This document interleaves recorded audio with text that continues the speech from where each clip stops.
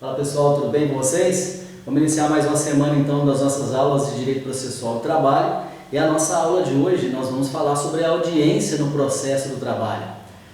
Se algum de vocês já teve a oportunidade de participar de uma audiência, de assistir, agora vocês poderão então entender de forma mais apropriada, né, como é que funciona na prática e a partir da previsão legal a audiência no processo do trabalho. É importante seguir esse roteiro que eu vou explicar para vocês, porque, como eu já havia dito em outras oportunidades, a nossa CLT não é muito didática, tá?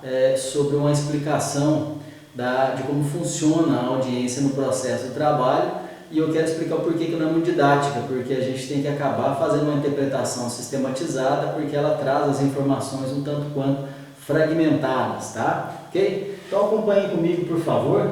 Eu gosto de dividir a nossa aula sobre a audiência, tá, em duas partes. A primeira eu chamo de audiência estática. O que seria essa audiência estática? Tá? São aquelas formalidades, aquelas previsões legais introdutórias propriamente ditas da audiência. Como assim? Aí nós temos a previsão lá nos artigos 813 a 817 da CLT. Quem puder, acompanhe comigo, tá? Fazendo essa leitura atenta dos dispositivos legais da CLT. A primeira parte do 813 ele nos traz aquilo que nós já conhecemos, o princípio da publicidade. Então ele nos diz que as audiências são públicas, ok? E elas irão se realizar em dias úteis, como nós sabemos que todos os atos processuais se realizam em dias úteis, perfeito? Bom, e elas acontecem, conforme essa previsão legal, das 8 até às 18 horas. E em algumas situações, algumas necessidades excepcionais, o juiz pode agendar uma audiência, tá? Mas desde que obedeça intervalo mínimo de 24 horas de antecedência. Vejam, uma situação bem introdutória, bem estática dessa audiência no processo de trabalho. Bom, a partir do 815, tá? Nós já temos aí, propriamente dito, a abertura dessa audiência. Como é que se dá a abertura da audiência no processo do trabalho? Para quem já teve oportunidade de se dirigir a uma vara do trabalho, né? Quando as pessoas lá chegam, elas de certa forma ficam aguardando serem chamadas. Muito bem, esse chamamento das partes ele é feito pelo secretário ou pelo escrivão. Então vejam, nós temos aqui como exemplo na vara do trabalho de Itajubá um sistema, né, de áudio em que as partes aguardam ser chamadas para a audiência, né, do horário, tá, em que envolve o reclamante e o reclamado. Então, é feito o chamamento das partes e o juiz, então, declara aberta a audiência, tá, mediante o comparecimento ou não das partes, tá, porque se as partes forem chamadas e não comparecerem, o juiz tem que dar vez, tá, ao prosseguimento legal e declarar aberta a audiência. Se as partes não comparecerem, ele fará constar, tá, essa ausência na ata da audiência. Muito bem, então o juiz declara aberta a audiência, ok? E nós temos aí uma situação até muito interessante, em que, imagine que as partes já chegaram até a vara do trabalho e o juiz ainda não.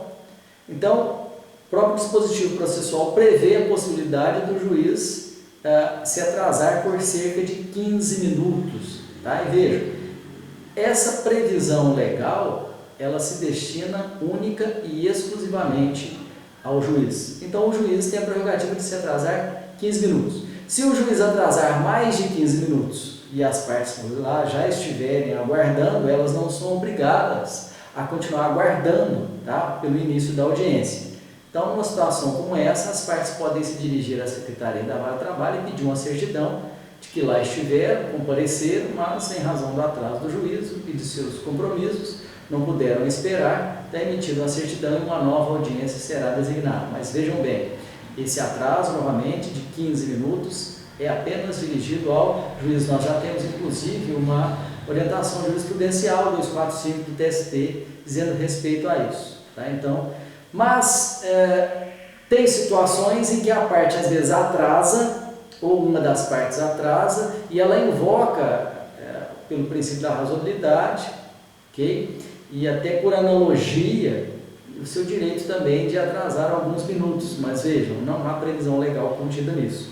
Então, só o caso concreto é que vai dizer e eu já vi várias decisões de tribunais em sentido favorável à parte, para que seja dada a oportunidade de realizar nova audiência para ela que não pôde comparecer por algum atraso, tá? Um motivo de atraso, um atraso pequeno, razoável, né? E tem jurisprudência também que não aceitou qualquer tipo de atraso nesse sentido.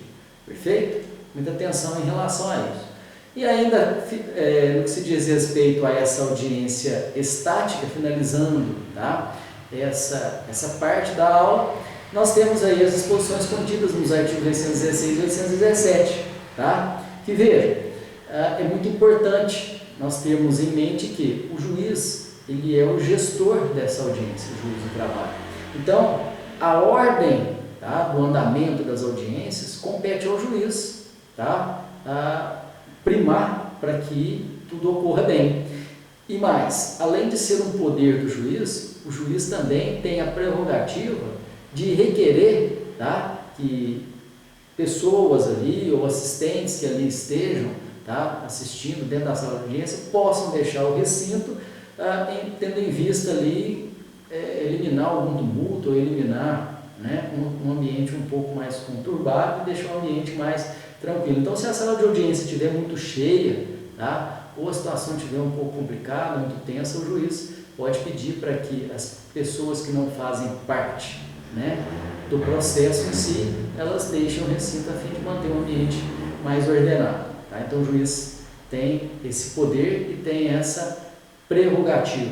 Perfeito? Muito bem. E temos também que as partes interessadas podem requerer as certidões, tem a previsão contida no artigo 817. Então, quando tem uma testemunha, né, ou tem uma parte que precisa comprovar que compareceu à Justiça do Trabalho, ela tem o direito de requerer uma certidão que ela esteve, né, em conformidade com aquela audiência que foi efetivamente realizada. Ok? Então, veja, isso é uma parte estática. Eu considero como estática, porque não tem dinamismo em relação a isso.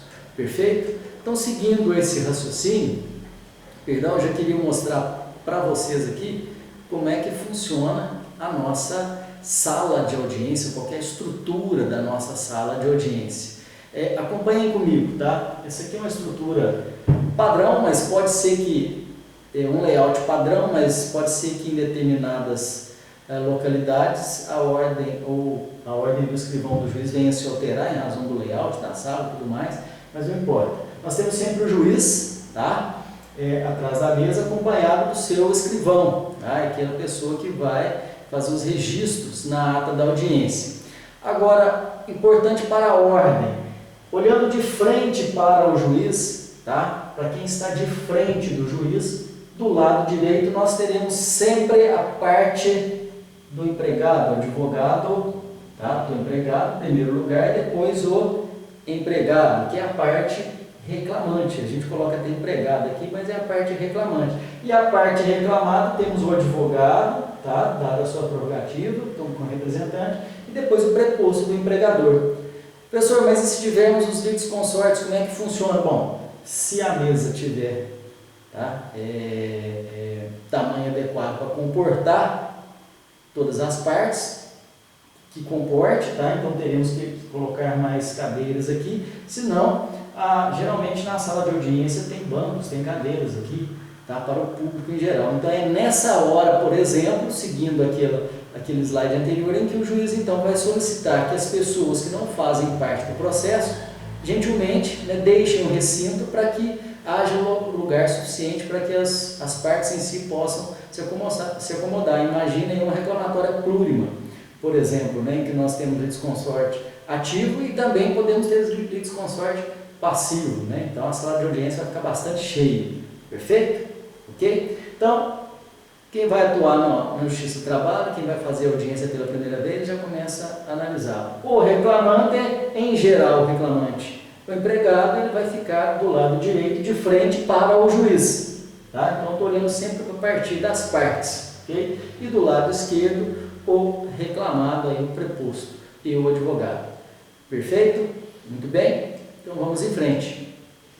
E quais são, então, os tipos de audiência? Vocês já ouviram falar, professor, mas Tem audiência que é audiência una, tem audiência que o senhor falou na aula passada, no slide anterior, que era audiência de julgamento, aquela do 843, agora tem audiência que é de instrução, agora já ouvi falar que tem audiência que é só para sentença. Como é que funciona isso? Tá? Então eu quero dividir com vocês agora, vamos separar para ficar mais didático então, as audiências em tipos de audiência. Por que estou separando em tipos de audiência se a CLT fala em audiência de julgamento?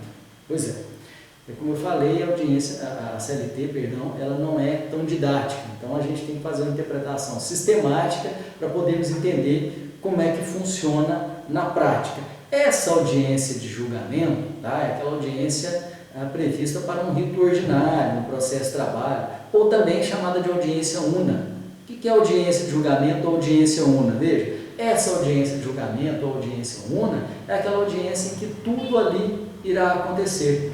Então veja, como assim tudo ali irá acontecer?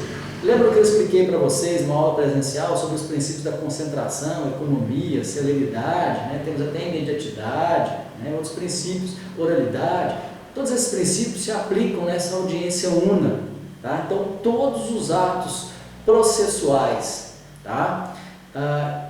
Que são próprios do desenvolvimento regular do processo, com vistas à defesa, manifestação das partes, instrução processual e julgamento, todos esses atos devem, tá, num campo ideário, tá, serem realizados nessa audiência una. Inclusive, como eu destaquei aqui em azul, inclusive o próprio julgamento da reclamação trabalhista. Perfeito? E mais, dado o julgamento da reclamação trabalhista, ou seja, em audiência, uma vez que o juiz venha proferir esse julgamento, ali naquele local as partes já saem intimadas, tá, dessa sentença. A sentença não será publicada, tá, no Diário Eletrônico da Justiça do Trabalho. Então acompanhem comigo quais são os atos que são realizados numa audiência una. Nós temos a conciliação, a defesa, as impugnações feitas pelo reclamante ou pelas partes, tá? A produção de prova, aí nós temos a especificação das provas e as provas que são produzidas pelas partes cabíveis nessa audiência una, é importante dizer isso, tá? Que as provas seriam essas? Nós temos aí o oitivo das partes e o oitivo das testemunhas, tá? Tem decisões interlocutórias que são decididas pelo juiz no momento da audiência, perfeito? Em que as partes também podem se manifestar a respeito. E aí, por fim, o julgamento da reclamação e ao final da sentença o juiz faz constar que as partes já saem devidamente intimadas. Veja, uma audiência única, em que tudo ali acontece. Perfeito? Eu vou dar uma paradinha agora para vocês fecharem esse raciocínio, para o vídeo não ficar muito longo, e eu volto já já.